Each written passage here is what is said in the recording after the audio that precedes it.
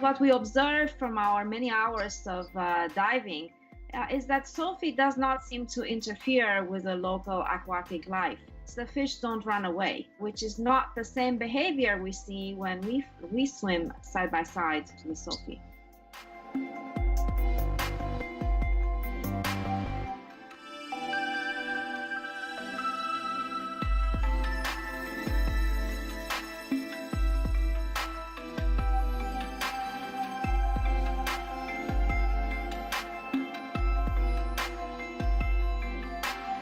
To either do activities such as guiding other fish, as well as also detecting intruders into an area, or just simply take samples of the ocean and understand how the ocean behaves.